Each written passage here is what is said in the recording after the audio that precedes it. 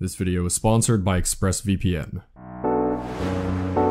Here on Debunk File, we talk a lot about the internet and how unpredictable it can be. Whenever you send messages unencrypted, it leaves your information open for everyone to see. When you aren't surfing safely, your personal data is at risk. At the channel, whenever we go online for research, topics, or even just for fun, we always make sure to stay protected with ExpressVPN. A VPN protects all of your information no matter where you are, so you don't have to worry about big companies selling your information. ExpressVPN virtually puts a bubble around your information, making it extremely difficult for big tech and advisors to harvest your data. Not only is your information safe, but ExpressVPN allows you to navigate websites completely unrestricted, so worrying about blocked web pages is a thing of the past. Unrestricted access works for 94 countries across the globe, allowing you to access streaming services abroad. If you're as upset as me that Norm in the North Family Vacation is geo-locked to Netflix UK, there's no reason to fret. With ExpressVPN, a broad streaming service is easy. ExpressVPN is highly regarded as the top-rated VPN provider, offering easy web surfing, fast speeds, and 24/7 customer support. Find out how you can get 3 months of ExpressVPN for free by visiting expressvpn.com/debunk or clicking the link in the description below. That's expressvpn.com/debunk.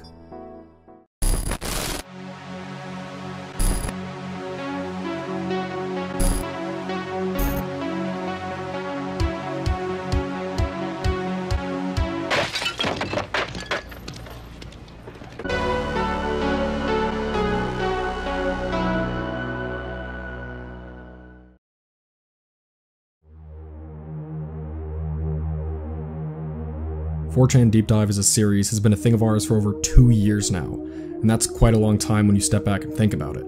So long in fact that in the span of our 10 4chan videos so far, a number of the posts throughout them have had significant updates since we first covered them. New 4chan Deep Dives are returning very soon. However, before it does, we wanted to make a special type of 4chan video known as the 4chan Deep Dive Update Edition as a result of all of this. Before it begins, I just wanted to say that while we will definitely give summaries for what all the original posts that have had updates were about, they won't be full coverages again like they were originally, so if you do want to see the original full tales behind each post, I would suggest watching those videos. For each post we've given an update for, we will show what part it was originally in. However, with all this preamble out of the way, let's take another deep dive, this time with the goal of clearing things up.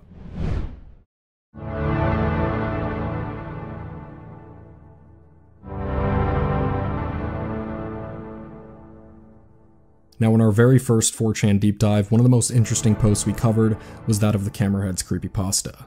The mystery in there was not of the creepypasta itself, but rather the lack of one, as it was essentially creepypasta lost media, which made it really interesting. Well, as the years have passed, not only has there been a massive update to the whereabouts of this supposed creepypasta, but we also wanted to clear a few things up about it in our original coverage. Mainly, this regards exactly how the Camerahead's creepypasta was thought of by those commenters that would talk about it after it became lost. One important detail that was in common agreement was that the original Camerahead's post was made somewhere in either 2008 or 2009, and something else that is important to mention is that this story was commonly considered to have ARG-like elements through the years that would continue on 4chan according to many. However, first up in the way of significant updates would happen in 2020. On August 16th, a 4chaner would post an old video all the way back from 2009 simply titled Camerahead. And due to the date the video came out, people actually did believe that this was all connected to the original story. But of course, nothing was known yet for sure. As for what the video featured, take a look.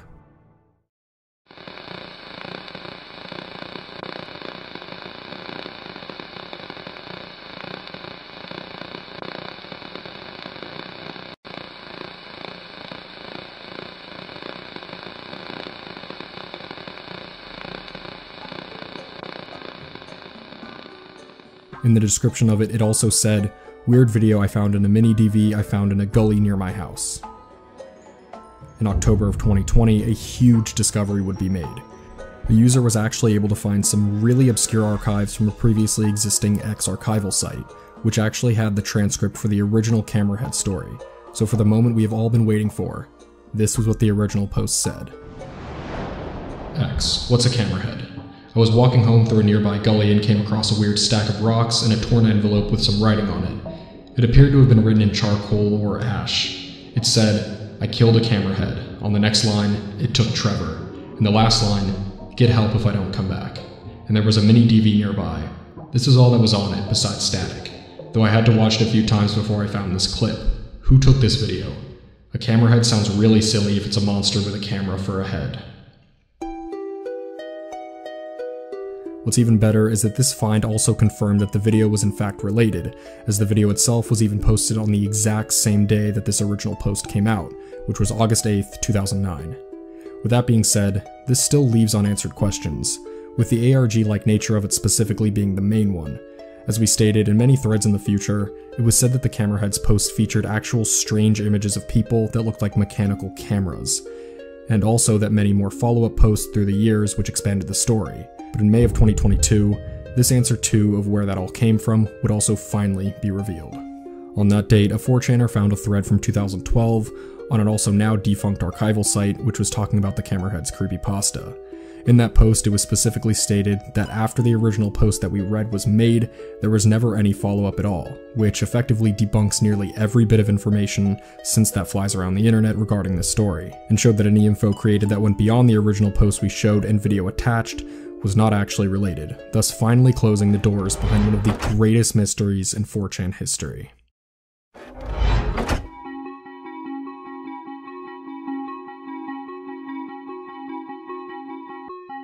Moving along to our second 4chan deep dive, another really intriguing post in that one was about the Bryan, Texas sky screams.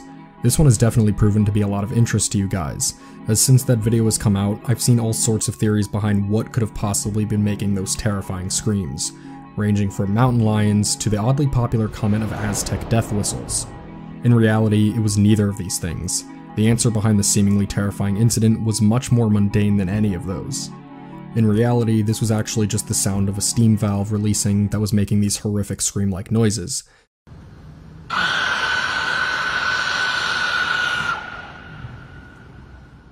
As this video shows, someone was filming very closely to Texas A&M University, and in it as the scream goes off, you can actually see the steam releasing directly during all of this. The description of this video also stated that these sounds resemble screams more when you're further away from its source point, which definitely took a hand in creating the theories that we went over.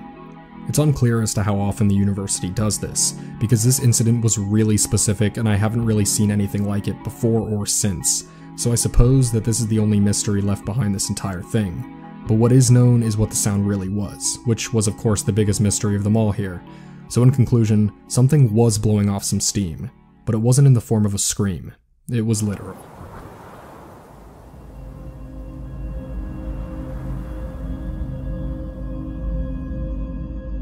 Next up, we're going to go all the way to part 8, where we actually have 2 posts that have had updates.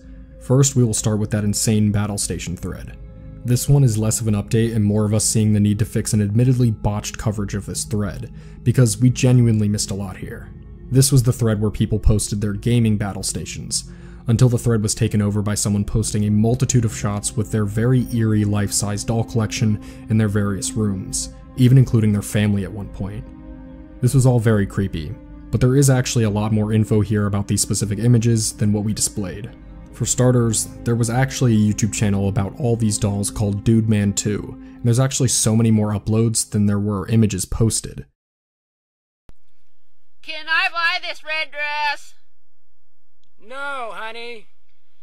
It's kinda see-through. No, go watch YouTube or something. Okay, Dude Man. As you can see, the majority of these videos seem to attempt stop-motion experiments with these life-size dolls, but there are actually a few where we can see the Dude Man himself. In Me and Monique, we can see him talking to one of the dolls, which also has a voice actress. He also has a now defunct website called StuffedCompany.com, which by looking through the archives seemed to give much more information behind what exactly these dolls were for, and a bunch of other miscellaneous information about them. We were also able to buy them here. Through a bunch of other digging, it was also found that Dude Man used to be very active on a forum board called dollforum.com, a place that is still around today. Back in the late 2000s and early 2010s, he was actually really well respected and sold dolls and even did work with a specific person, but at some point, he vanished and never returned. It was theorized by people he knew in there that, believe it or not, he actually did not make the dolls for the purpose of what you may think, and was really upset by them being thought of that way. And multiple people that knew him actually think that might have been what did it. His site, even on the archive, mentioned them in a strange light that may make sense with this theory, though take with that what you will. In conclusion, this 4chan battle station incident wound up being much bigger than 4chan, with actually the majority of the activity from this person being outside of there, and it really was a creepy yet oddly interesting tale to learn about. Also in part 8 of our 4chan deep dive was the incident of the figure in the woods. This was a green text post that separated itself by having an actual image to boot. It was about a man who was attacked by something in the woods, where he then showed his injury. The most interesting part of this was that a reply mentioned that there was a video of a black figure in the woods on YouTube seen in the exact same area. While this was incredibly interesting, that post only had a screen cap, and we were not able to find the original video. Well, fast forwarding to now, and we do have that video. As you watch it, it's definitely a strange one, as this black figure doesn't even move at all, which may hint towards it not actually being a creature in the woods, even though its shape definitely seems to look like one. I've never seen that shape before right there. See?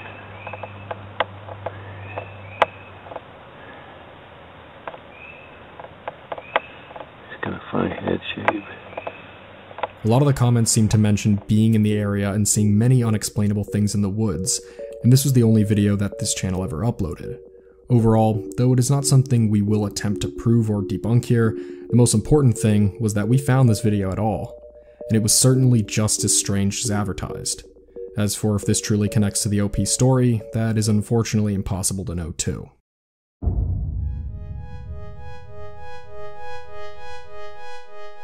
And last but not least is one of the most massive updates of them all, and that has to do with Joking Joey, the freaky joke-telling doll that wound up having an incredible, mysterious backstory that was for the most part completely unanswered. Well, since the initial coverage, a lot more information has been found. Firstly, the Big Boys Toys channel, which is now called Straight Jacket Spaceman, actually made some comments about his jail sentence, and also about Joking Joey. Regarding the detail of the slave labor, he stated, "There were no slaves. They were paid $11,000 each per month, and that charge was soon dropped when they were found to have thousands in cash on them, Rolex watches and designer clothes, not to mention 6 iPhones between the 4 of them. I've written a book about the nuclear bunker cannabis factory, soon to be published." As far as I'm concerned, this book still is not out yet, but what is out was his other comment. And this was one specifically about Joking Joey. Somebody simply asked what happened to Joking Joey, and he replied, "Yeah, that creepy doll was possessed. That's why I sold it." Regarding the doll itself, it was found out what dummy model it was that Joking Joey was. This model was a Catalan Mr. Parlinchin ventriloquist dummy, which as you can see, completely 100% matches Joking Joey's appearance. While this is an amazing step, this of course does not nail down who made this contraption or where it came from, as this basically just answers the question of what dummy this creator put into the machine and then was rigged to speak. So there was of course much more work to do. As for the voice, on the original post it was mentioned that it was the creator itself who voiced the dummy. We actually just got a comment the other day mentioning that this voice was that of the Irish comedian Jimmy Cricket. And well, if you listen to them side by side, it is strikingly similar. Ladies and gentlemen, come here. I got the taxi tonight. He said that'll be £8. I said I've only got £7.50. Could you reverse back a bit? Ladies and gentlemen, come here. The police stopped me today, in the car. He said, "You came round that bend very quick." I said, "I know. It's so dangerous and I wanted to go around as quick as I could." I attempted to try and find the exact instance of Jimmy Cricket talking like Joking Joey, but I was unable to do so. Granted, I am working through YouTube, which isn't going to have nearly all that Jimmy Cricket has to offer. Still though, this is a noticeable find that might just be true. But there was one more find, and this one was definitely the largest and most fascinating. After the Joking Joey video, I was still attempting to try and find other Joking Joeys out there, as it was said that there was a few more of them, and well, I actually found another one.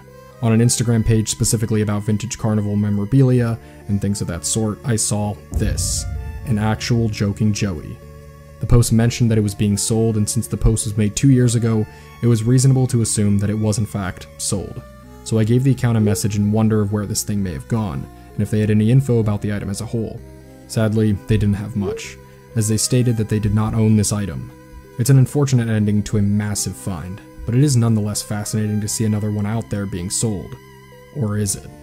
If you remember, there's only a few of these Joking Joey items, and while it's not exactly known how many of them there are, of the two different Joeys we have seen, that being the OP's Joey image and the Straightjacket Spaceman Joey, they looked noticeably different from each other, with the doll looking different, as well as the word joking being spelled differently on each. If you look closely at this Instagram page's Joey, it seems to exactly resemble the Straightjacket Spaceman Joey, down to as many details as we can see from its admittedly blurry image. If you remember, it was shown that Straightjacket sold his Joey, so it is entirely possible that it was to this page, who then sold it to somebody else.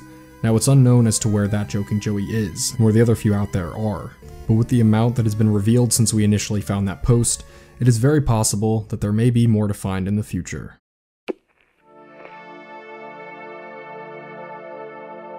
And that will just about conclude this special update edition for our 4chan deep dives.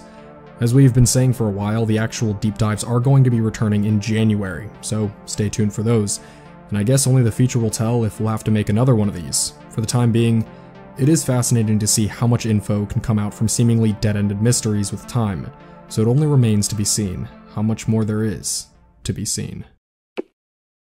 Thank you guys so much for watching. Make sure to like this video and subscribe. If you like the channel, make sure to check out our social medias in the description below.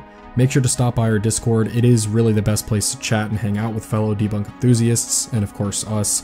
Of course, if you'd like to support the channel, please head over to our Patreon, Debunk Plus. Only $1 a month, and you guys get access to videos early, script PDFs, whatever random stuff we decide to put up, and more. As always, my name is Sep from Debunk File. See you guys next time. Bye.